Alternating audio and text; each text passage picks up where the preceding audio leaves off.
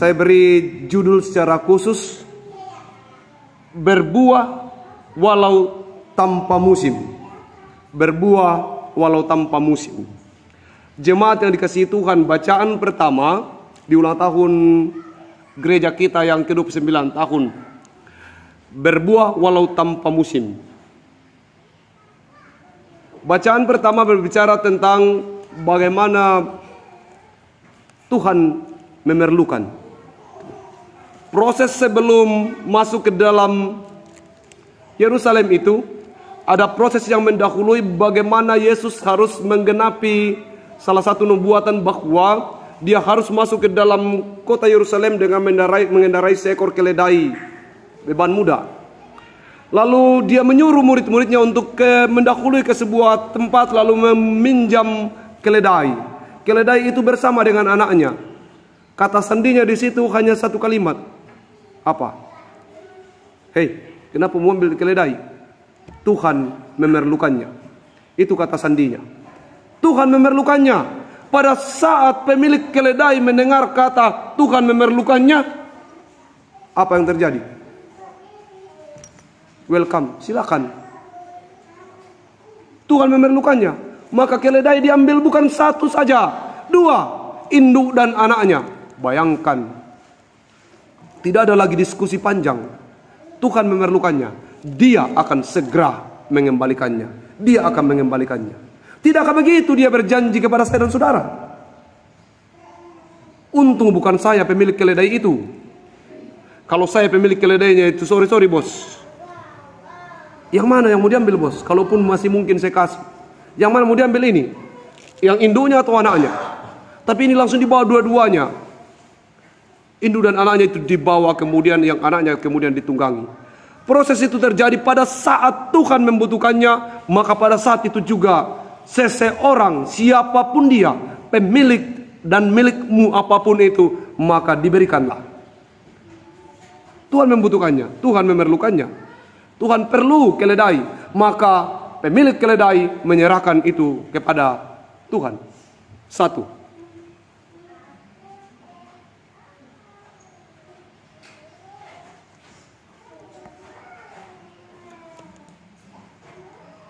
Seberapa yakin ke saudara kalau mendengar kata ini?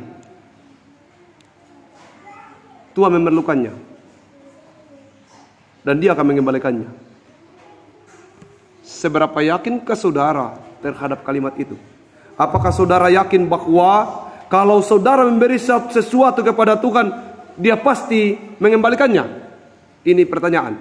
Yakinkah saudara bahwa ketika Tuhan mengatakan, aku akan kembalikan ji, yakinkah saudara bahwa dia pasti mengembalikannya? Dijawab. Yakin. Yang lain ragu-ragu? Setengah yakin? Belum yakin? Atau belum mengerti? Yakin, sama. Yakin. Dan semua harus bilang yakin. Toh? Ya, yakin. Yakin bahwa kalau Tuhan bilang ku kasih kembali, ji, kita yakin dia akan kembalikan. Karena kalau ada yang tidak yakin, itu berarti bahwa dia sedang menuduh Tuhan itu bohong. Wah, bohong. Tidak mungkin. Dan ada banyak orang begitu dalam hidup ini. Ketidakyakinannya, keraguan-raguannya bahwa naku aja karena kembali. Toh? Itu kan yang terjadi sehingga pada saat Tuhan, bos, Tuhan butuh sesuatu. Wih, tapi bagaimana? Tapi mau nak kembali, ji. Tidak yakin. Tidak yakin bahwa kalau Tuhan mengambil sesuatu dari dirinya, maka Tuhan bisa mengembalikannya. Ini yang harus segera kita rubah. Segera harus tinggalkan. Yakinkah saudara bahwa dia akan mengembalikan apa yang diambil daripadamu? Kita sudah janji sama-sama, yakin. Itu pribadi lepas pribadi. Karena kalau ada orang yang tidak yakin, sekali lagi orang itu sedang berpikir bahwa bohong. Dia bisa ingkar janji. Tuhan tidak ingkar janji. Tuhan tidak pernah berdusta. Tuhan tidak mungkin berbohong. Kalau dia berjanji akan mengembalikan, maka dia pasti mengembalikannya kepadamu. Mulai hari ini, hilangkan keraguan-raguan dalam dirimu. Kalau Tuhan memerlukannya, baik itu waktumu, hartamu, dan seluruh tenagamu, kekuatanmu, kemampuanmu, berikan, karena Dia akan mengembalikannya. Janji pada dirimu bahwa aku meyakini bahwa apa yang kuberikan kepada Tuhan akan dikembalikan. Bahkan sering kita berkata, Dia mampu mengembalikannya 10 kali lipat. Lebih dari itu, Sakeus saja mampu melakukannya. Masakan, kalau 1000 kita berikan kepada Tuhan, kalau 2000 kita berikan sebagai persembahan, kalau Dia 200 kali lipat, Dia mengembalikannya 2 juta atau 200.000 sudah cukup. Jadi kalau memang persembahan kita rendah, ya rendah kali lipatnya kalau mau dikali. Lalu bagaimana kita menuntut lebih besar daripada itu? Tapi bukan itu masalahnya. Tuhan memerlukannya, apapun itu, berikan. Itu yang pertama. Yang kedua, keledai. Tahu tidak, keledai itu binatang paling rendah. Dan selalu ada ungkapan terhadap keledai itu adalah binatang yang dungu. Dungu keledai. Toh? Bodoh keledai. Bodoh keledai itu artinya dianggap bahwa binatang yang paling bodoh. Itu keledai. Urutan pertama kayaknya anjing dan lumba-lumba. Keledai itu hampir di urutan terakhir karena memang bodoh sekali katanya. Karena saya juga belum pernah, saya sudah pernah ditendang keledai tapi belum pernah saya lihat itu keledai. Belum pernah saya naik keledai. Apa itu? Tuhan memerlukannya. Ada orang yang merasa bahwa Tuhan tidak perlu dia. Tidak. Kita semua ini diperlukan Tuhan. Di usia gereja yang 29 tahun ini, kamu diperlukan. Semua diperlukan. Keledai paling dungu dari seluruh binatang dipakai Tuhan. Dan ingat, Dia tahu tidak 2 hari, cukup 1 jam saja. Dia butuh kamu. Dan tugas kamu bukan berapa lama Tuhan. Dia mengerti kok bebanmu. Dia tidak akan mungkin minta 1 miliar daripadamu, karena 1 juta saja belum tentu kau punya. Dia tahu keberadaanmu. Dan jangan bohongi Dia. Dia tahu berapa kekuatan danamu. Dia tahu beberapa kemampuanmu. Dia tahu kau tidak tahu bernyanyi, tapi Dia tahu kau tahu berolahraga. Dia tahu kau tidak memiliki apa-apa yang itu, tapi Dia tahu kamu sedang memiliki yang itu. Dia tahu semuanya. Dan tak perlu engkau berbohong. Tidak ada waktuku. Dia tahu kau punya waktu, tapi kau yang tidak memberikan waktumu. Tak usah membohongi Tuhan. Dia tahu. Karena Dia tidak mungkin memanggilmu kalau Dia tahu bahwa itu tidak mungkin kamu lakukan. Karena Dia bersalah. Dan Dia pasti tidak melakukan kesalahan itu. Dia tahu kalau Dia memanggilmu, Dia tahu bahwa kamu pasti bisa. Keledai paling dungu, paling bodoh dipakai Tuhan. Dengan begitu, Anda lebih dari keledai. Kita lebih dari keledai. Dia tidak tunggangi yang besar, Dia tunggangi yang beban muda. Untuk menyampaikan cerita bahwa Dia datang sebagai Raja Damai. Kalau Dia mengendarai kuda, maka Dia datang sebagai seorang pangeran, seorang raja yang besar. Sehingga bukan itu konteks yang disampaikan. Dia mau menunggangi keledai beban muda, pertanda bahwa Dia datang sebagai Raja Damai. Dan apa yang terjadi? Sorak-sorak terjadi. Pohon daun palem seperti umbul-umbul dikibarkan, baju direntangkan. Itu tirai apa? Tirai itu namanya. Kalau ada orang pengantin itu atau bos-bos mau masuk dalam satu lokasi itu, dibentangkan kain merah supaya dia jangan injak tanah. Itu yang dilakukan oleh murid-murid dan orang banyak. Buka bajunya supaya kuda itu atau keledai itu tidak injak tanah, tapi dia seperti seorang pengantin yang masuk ke atas pelaminan. Dia dibentangkan kain merah biasanya kalau di Toraja, supaya dijalani masuk sebagai seorang Raja Damai. Itu betapa bahwa kemudian Dia membutuhkan keledai. Dan tidak katakan tidak ada nilaimu ke keledai, saya mau kuda. Enggak. Itu juga kita lebih berharga dari keledai. Untuk itu siapapun kita, berikan dirimu. Dia tahu berapa kekuatan keledai. Cukup 1 jam saja. Itu dikatakan dalam bahasa Inggris, I beeps single task, artinya tugas singkat. Keledai cuma 1 jam, bos. 1 jam saja. Singkat tugas. Waktu singkat, tugas singkat. Ada banyak orang yang tidak mengerti tentang itu. Tuhan butuh kamu. Tunggu dulu. Ini sebentar.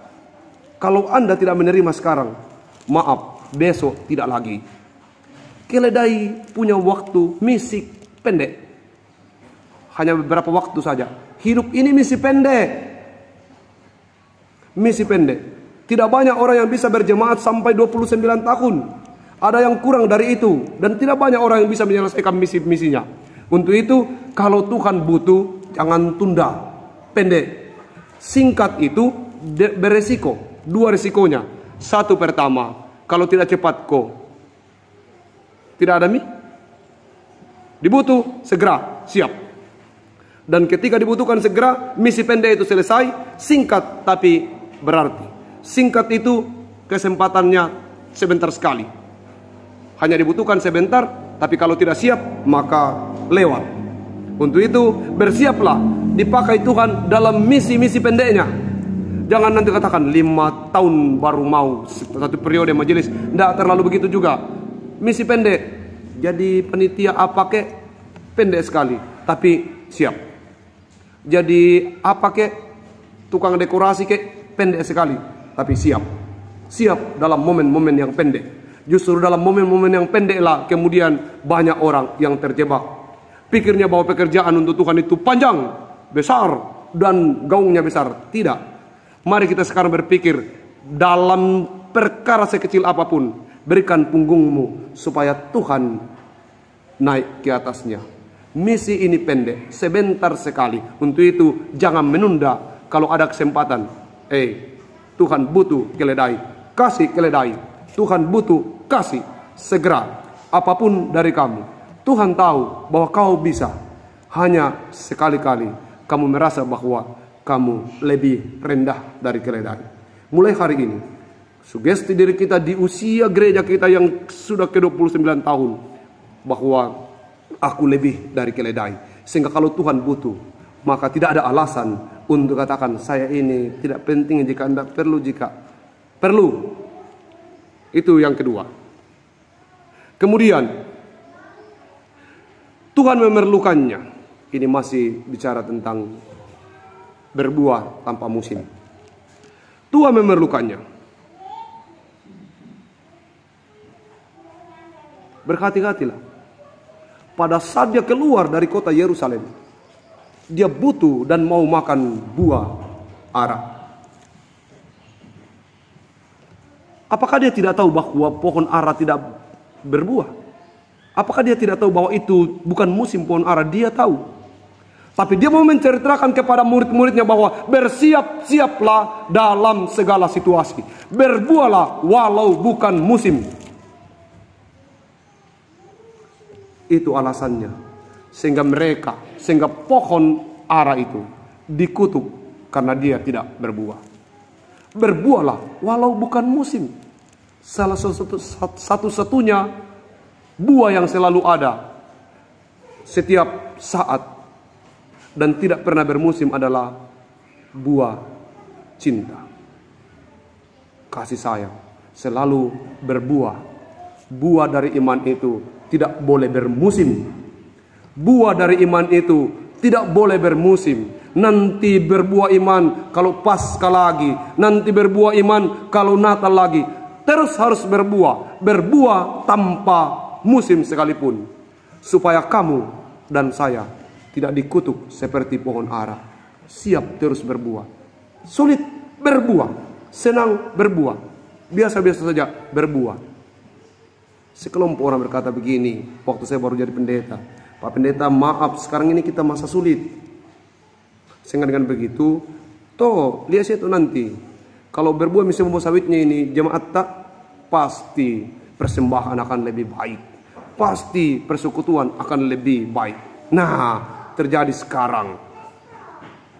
Waktu harga sawit 1.000, orang katakan kila 2.000. Waktu harga sawit 2.000, kurang buah. Waktu dan seterusnya, dan seterusnya, dan seterusnya. Pasti PKB memang dihantam ini karena baru musim PKB. PKB di Salukalando, jangan di sini. Karena apa mau dicerita? Ada 4 orang, 5 orang saja yang PKB. Yang lain sudah masuk PPR. Banyak yang jago menyanyi, tapi kasihan masih butuh 2 orang untuk menyanyi supaya dia cukup mengikuti kompetisi. Tahun depan kita yang jadi tuan rumah Natal klasis. Jangan sampai hal itu dilakukan orang kepada kita sebagai bagian dari rasa kecewaan. Gereja tidak akan mungkin begitu. Tetapi sebagai orang-orang yang beriman, kita harus mengukur baju di badan sendiri.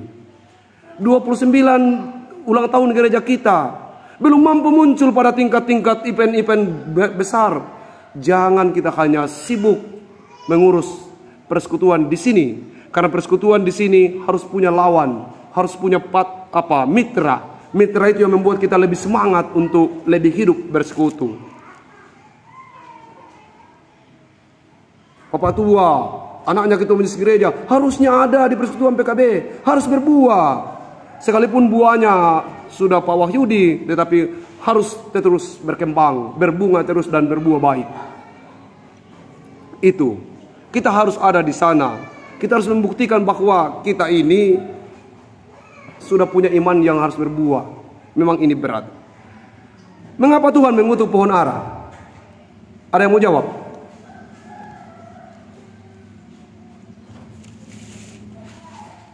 Mengapa Tuhan mengutuk pohon ara? Bukan tidak berbuah. Sekali lagi, bukan tidak berbuah. Tapi dia istirahat berbuah. Mengapa Tuhan mengutuk pohon ara? Bukan tidak berbuah, tapi dia istirahat berbuah. Kita juga bukan tidak berbuah.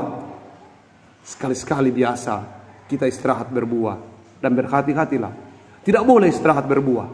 Keras memang khotbah hari ini. Tapi itu yang harus saya katakan. Di ulang tahun yang ke-29 ini, kamu sudah dewasa. Jemaat ini sudah dewasa. Pantaslah harus menjadi lebih depan dalam banyak hal. Gereja kita boleh compang-camping. Tetapi kualitas kehadiran kita sebagai gereja atau Raja Mamasa Jemaat Sion Paraili harus ada di setiap waktu kegiatan. Itu bagian penting. Gereja kita boleh bolong-bolong. Tetapi iman kita tak boleh bolong-bolong. Ingat, pohon ara dikutuk bukan tidak berbuah, tapi dia istirahat berbuah. Dia bilang tunggu musim. Jangan belajar pada pohon ara. Berbuah, buah iman tidak boleh menunggu musim. Selalu harus ada. Di tengah kesulitan apapun. Tapi Pak Pendeta ini kan musim kemarau. Musim hujan. Tidak bisa masuk, jalanan tidak bagus. Tidak bisa tidak, harus masuk. Apapun alasannya. Kan tak kemarin libur pabrik tutup, semua hampir tidak ada alasan. Anak sekolah, orang sekolah libur dan semuanya, tapi selalu ada alasan. Untuk saya katakan, jangan istirahat berbuah. Sekiranya bahwa kita ini, jemaat di sini, di usia yang ke-29 tahun, harus berbuah walau tanpa musim. Selamat dikritik untuk bertumbuh. Selamat ditegur supaya bergereja yang lebih baik.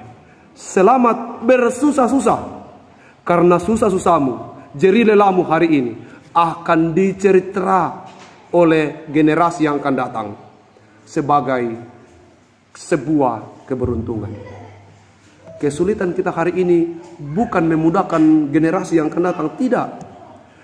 Kesulitan dan yang kita lakukan sekarang ini, kalau kita melakukan yang terbaik, akan menjadi hal yang diceritakan baik di generasi yang akan datang. Karena jerih lelah kita hari ini bukan menyenangkan generasi yang akan datang, tidak. Generasi yang akan datang akan memiliki kesusahan sendiri, dan kesusahan itu mungkin lebih berat daripada yang kita hadapi hari ini. Ada banyak tua-tua katakan begini, tua-tua jemaat, pendahulu-pendahulu jemaat berkata begini, ulama sanang mitia generasi aka ada mi kebun sawitnya kalando, contoh. Tidak. Yang dilakukan generasi sekarang itu adalah melakukan tanggung jawabnya. Tidak ada kepastian bahwa sesudah ada itu, maka generasi akan datang akan lebih enak. Tidak. Dia akan memiliki kesusahan sendiri. Tapi cukuplah bahwa kesusahan yang sudah kita selesaikan hari ini tidak lagi menjadi kesusahan mereka di hari yang akan datang. Pikirkan secara baik di ulang tahun yang ke-29. Lakukan yang terbaik supaya generasi yang akan datang mengenangmu sebagai masa emas dalam perjalanan jemaat Sion Paraili. Satu-satunya catatan yang sudah amat bagus yang tinggal dipertahankan bahwa kita sudah mampu mendirikan gereja walaupun dengan air mata, walaupun dengan berbagai macam tantangan, walaupun ada badai. Tapi kita bersyukur kita sudah bisa mendirikan ini. Ini sudah pencapaian yang luar biasa.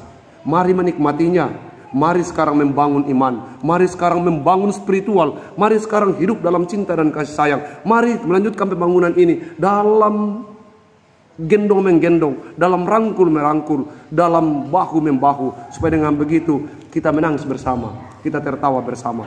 Usia 29 tahun ini tidak boleh lagi ada pertengkaran. Kalaupun ada perbedaan pendapat itu untuk membuat kita menjadi lebih dewasa. Perbedaan pendapat itu untuk membuat kita mengerti bahwa kita memang berbeda, dan justru dalam perbedaan kita berkumpul sebagai orang percaya. Dalam perbedaan kita bersama-sama, dalam perbedaan kita saling memahami, dalam perbedaan kita duduk sama rendah, berdiri sama tinggi. Berbuahlah walau tanpa musim, berbuahlah sekalipun itu di tengah badai, berbuahlah meski musim kemarau, berbuahlah kalau musim hujan, berbuahlah sekalipun musim tidak menentu, karena itu yang dituntut Tuhan kepada kita. Tuhan memerlukanmu, berbuahlah. Amin.